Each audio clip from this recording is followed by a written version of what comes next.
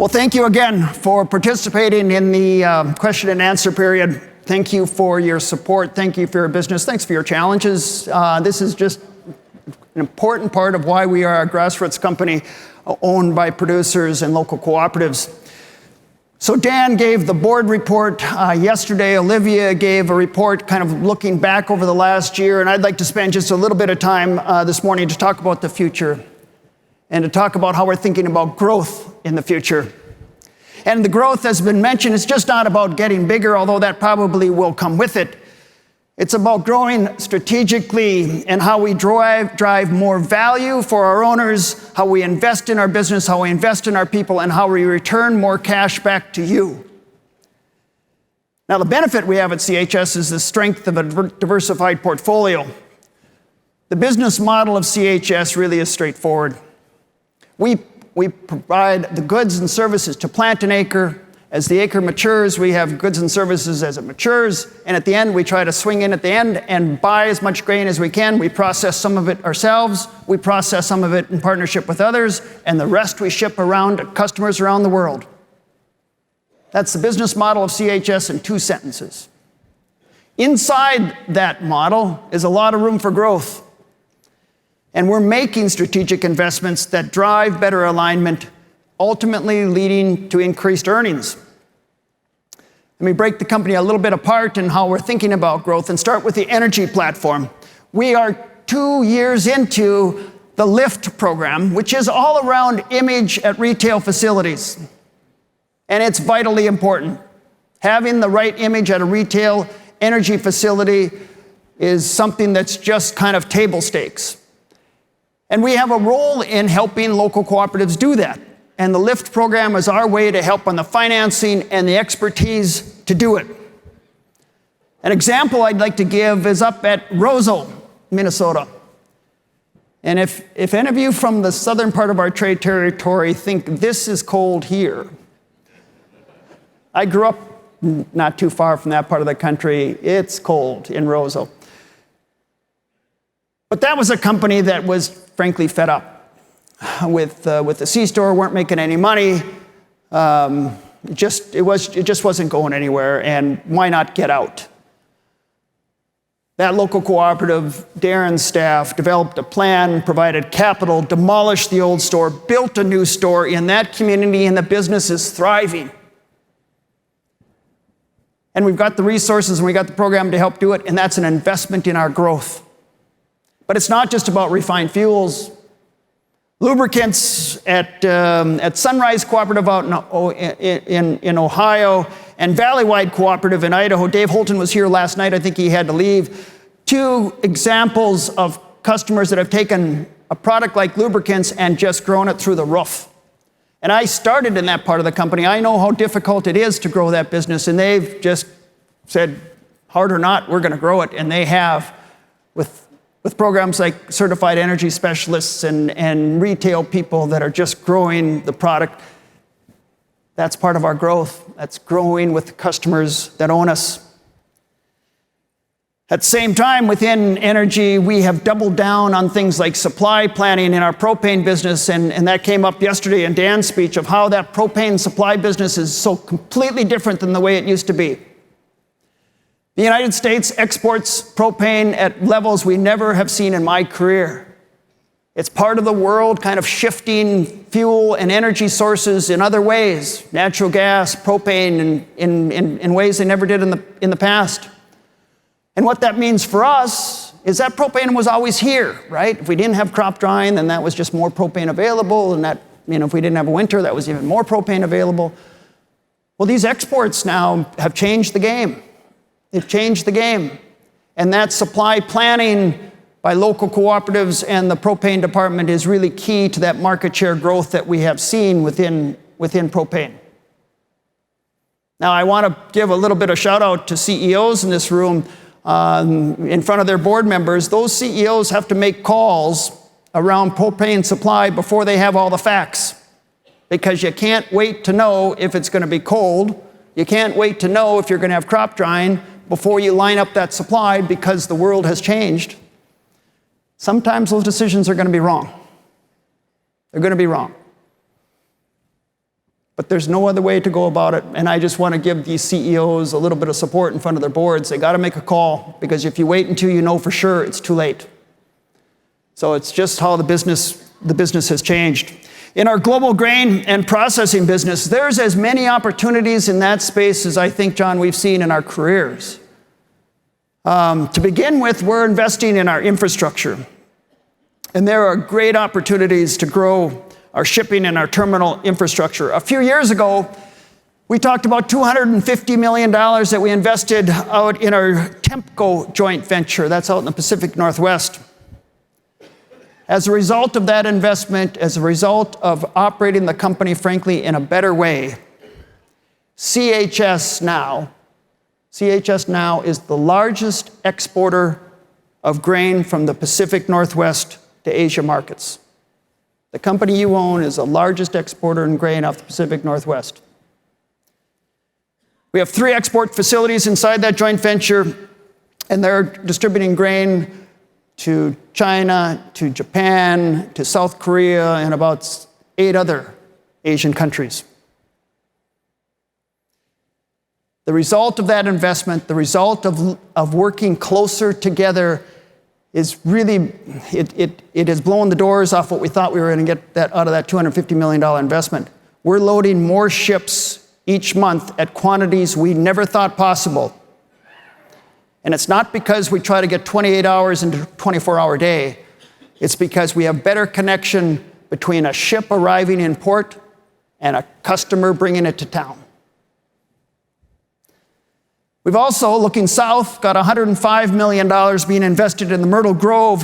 That's near the New Orleans, Louisiana, that we hope to complete in 2023, that will allow an additional 75 million bushels of grain into that facility, and do it with fewer bottlenecks and faster, which is the deal. In addition, so you look west of there, more in the Galveston area, we're working hard at creating another export facility relationship to export grain targeted in that area. And that really is targeted for growers whose grain is just naturally drawn to that part of the country for an export hub. We hope we have more to share with you very soon on our work there. But it's really, really important to those owners. In Brazil, we acquired a Marialva terminal, which is in-country terminal in Brazil, a storage facility that strengthens our origination in that area. It creates a stronger connection with our global customers, and it opens up some new opportunities for our supply chain, especially in a country where storage is still so valuable and at a premium. Moving to our soybean crush business, which is, frankly, that industry on fire. And it's really driven by the strong global soybean oil demand, which is driven by renewable diesel. Kind of a strange term, renewable diesel. We have this product called biodiesel, which we've been marketing, Darren, for a couple of decades. That's soybean-related products put on top of diesel fuel, mixes together, and that becomes biodiesel. Renewable diesel, on the other hand, is soybean oil that is shipped by rail car to petroleum refineries, put in the crude oil stream, and out the other end comes diesel fuel. And inside that gallon of diesel fuel is a couple of molecules of this soybean oil. And that's called renewable diesel. The game behind that is there's a couple of states that offer a tax break for that type of renewable diesel. There's a couple of states that offer a tax break. And it's just lit the crushing business on fire, because that's a brand new demand for a lot of soybean oil. And we don't get many times in agriculture where you get brand new demands. Corn got it from ethanol a couple of decades ago.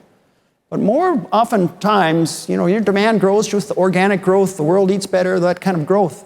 But this was a case where it's just brand new demand that's jamming the stuff into petroleum refineries that used to run crude oil or only crude oil, and now have soybean oil as part of the mix.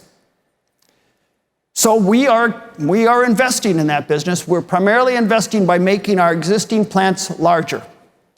We got a little bit ahead of it at Fairmont, Minnesota, when we put $100 million in it to increase our capacity 30%.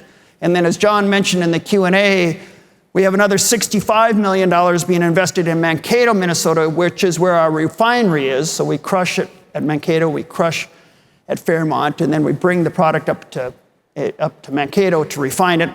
We put $65 million into that to really increase our oil production by 35%. And that should be done here in 2023. In addition, we're looking at a greenfield site. Who isn't? There's just a lot of that going on right now. And it's something we're challenged hard with, and we talk with the board regularly in terms of our progress on those plans. But it's really an industry on fire. And part of what's on our mind on this is the agricultural industry track record is we will overbuild it. We do it every time. So we're conscious of that, and that's why we're watching it closely and studying it well. And we think the best route right now is to expand what we have before we dig dirt on something new. So that's the approach that we're using so far. So let's go north. Erskine, Minnesota. We got a construction underway for a state-of-the-art elevator, adding 1.25 million bushels of storage capacity and the latest grain handling innovations. And this was a question related to country operations earlier. It's part of $90 million in local investments throughout Minnesota and North Dakota to improve safety, improve capability and capacity in our grain business. In agronomy, where we have an integrated agronomy supply chain that provides best-in-class solutions for cooperatives and retailers, streamlining the processes, trying to make it easier to do business with us, and bringing more value to you in the form of patronage, like Olivia covered earlier. In Galveston, Texas, and Galveston, you saw just a shot on that in one of the videos of a ship being unloaded. So that's an import facility for us, just import, where we bring fertilizer in, it gets loaded onto trains, and those trains just go north. And we have $23 million being invested into that facility just to do all that faster and give us more capability to get it in and get it out of there. And it really is a facility that is strategic to us because that is a facility that allows us to arbitrage the world for the people that own us. We have a great relationship with CF Industries. We're proud of that relationship. We returned well in that relationship, but this facility allows us to also arbitrage the world. And there's few companies that have both capabilities to do that, and we leverage them both and are pleased with our results to do so. The benefit from all that, and the benefit from our investment in CF Nitrogen that we have with CF Industries, is that when there is money in manufacturing, and I know you paid a lot for fertilizer, I get it. You've paid a lot. But when there is money in manufacturing, and when you buy from us, you will share in that. I can't do anything about the world price for fertilizer. I can't. But what we can do is when you buy from us, at least you participate in the earnings that come from that space in the form of the patronage that Olivia covered with you.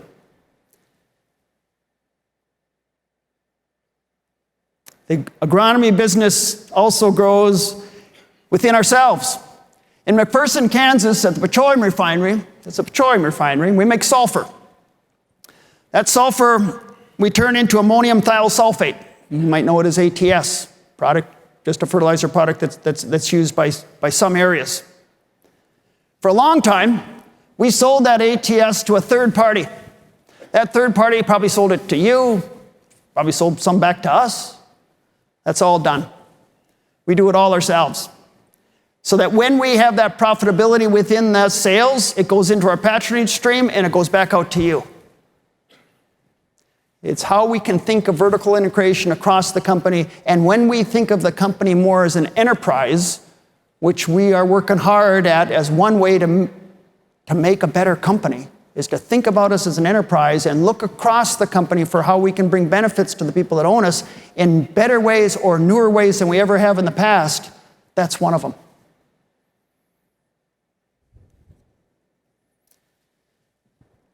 Our partnering with local cooperatives is just really good to see when we can do it that has benefit for both. In Sterling, Kansas, CHS and Mid-Kansas Cooperative, and I think Brad Stedman is sitting right there, the CEO of that company. We're constructing a new grain shuttle loader together to begin in 2023. The facility will include a high-speed shuttle loader with access to rail on the K&O Railroad. Upon completion, on-site storage will be approximately 5.2 million bushels. The deal is this: for our Kansas growers, this will increase access to international markets and return greater value to local farmers and communities, and they do it by partnering the strengths of that local cooperative with the reach of a global business. And it's done for the benefit of those local owners. We also grow at the end of the day through our people. And I say at the end of the day because we can't do any of this without our people. I don't know about any of you, but there's been a lot of good parts of this annual meeting and a lot of discussion.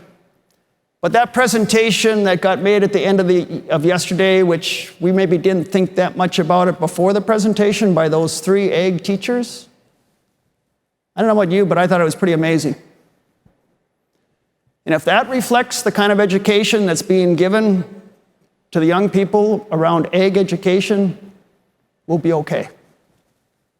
We'll be okay.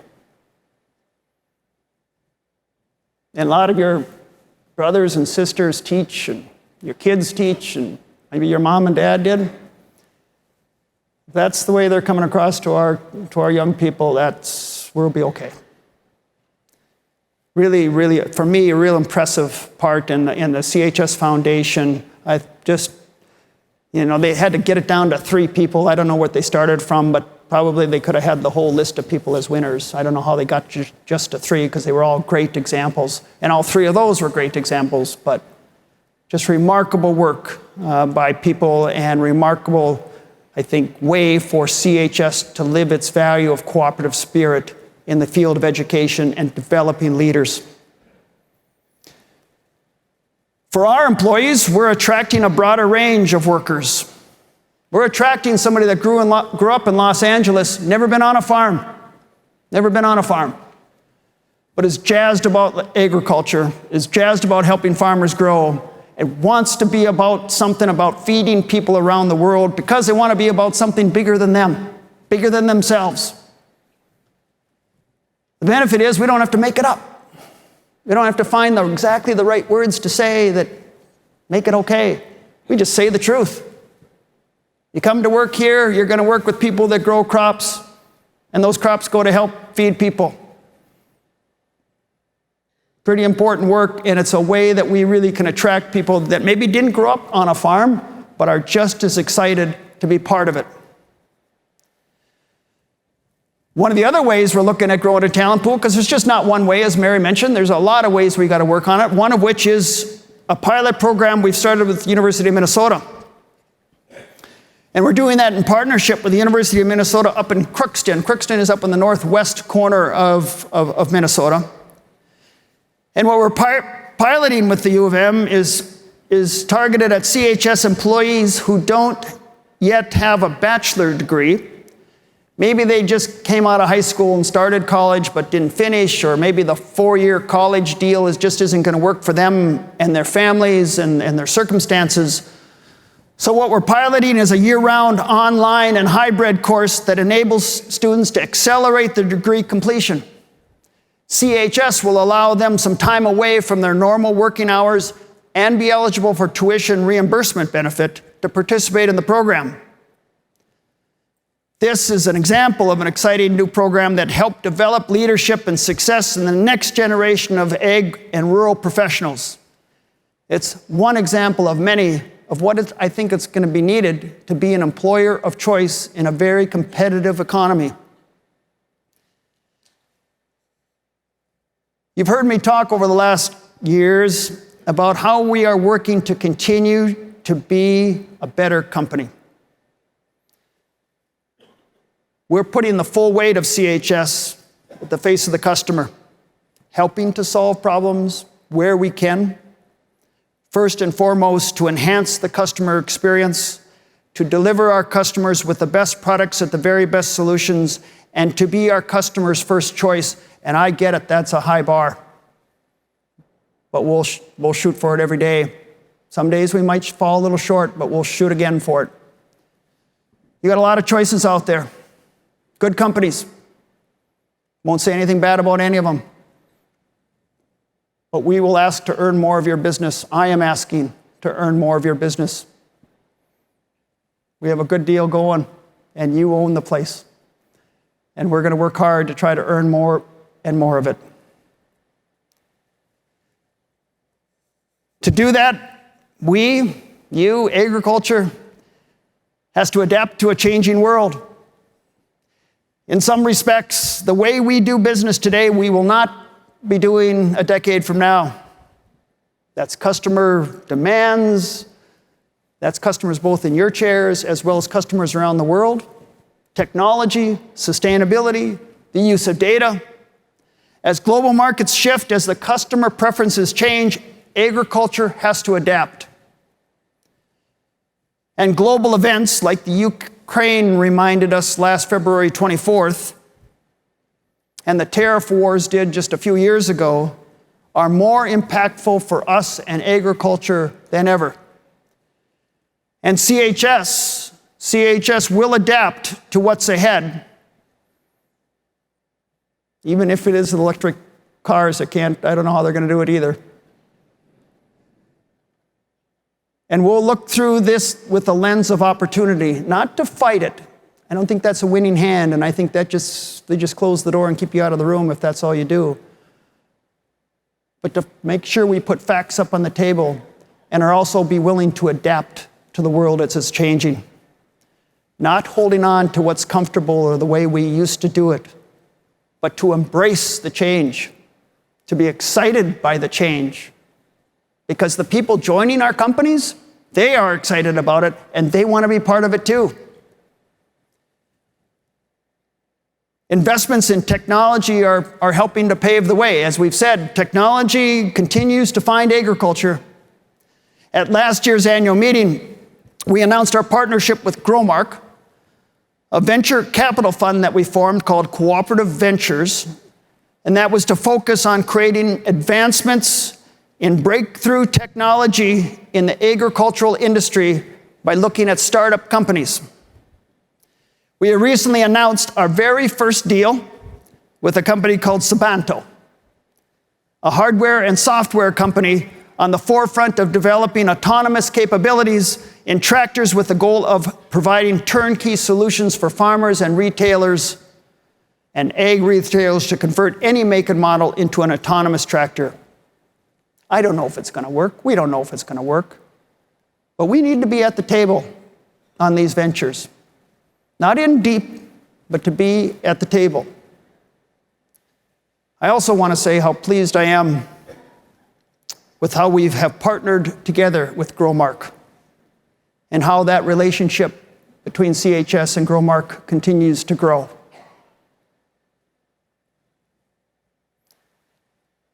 Implementing and improving sustainable agriculture is more important than ever, and it will be going forward. I think many of you had the opportunity to join the breakout sessions that Megan led that kind of reviewed what our approach towards sustainability is and work that we have underway.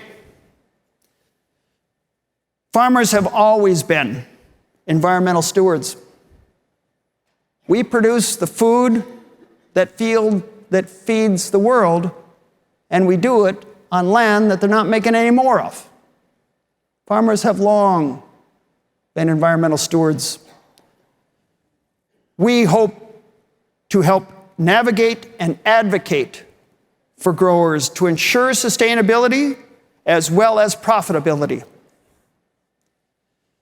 We're also having to do with more with less, producing more food with less water and less fertilizer. This is what we have to do. We know the answer, now we have to do it.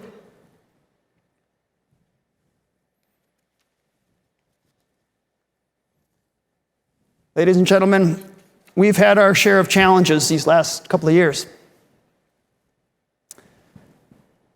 And we asked you to stick with us because we would fix those issues. We would return the company to what it could be. And with the board of directors that have made tough decisions that weren't always popular, and by you sticking with us, we've come a long ways. And that doesn't mean we won't have issues. It's business, after all. It doesn't always run smooth. The world is an unstable place. We don't control everything. But we have worked hard, and we will continue to work hard. I just want to take this time to thank you for sticking with us.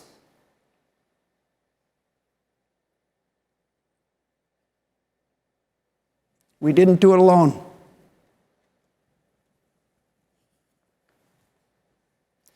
Together, we are positioning ourselves for the opportunities of tomorrow. The challenges are great, but the opportunities here in agriculture, I think, as we are together, are tremendous. And they rest on the fact that the U.S. farmer can compete with anyone around the world. They can compete with anyone around the world, and we are around the world. We say that with knowledge.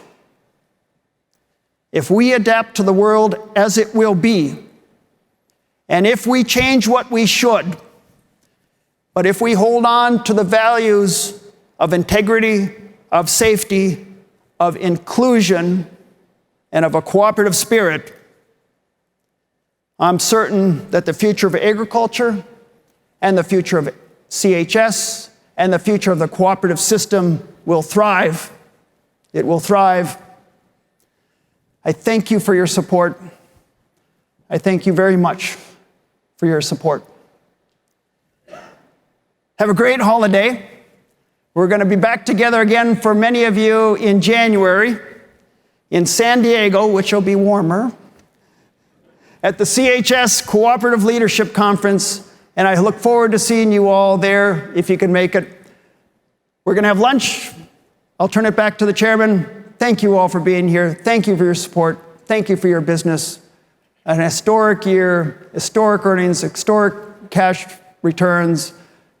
You have a huge part of that. We should feel good about this year, and we'll be off for a second one. Thank you.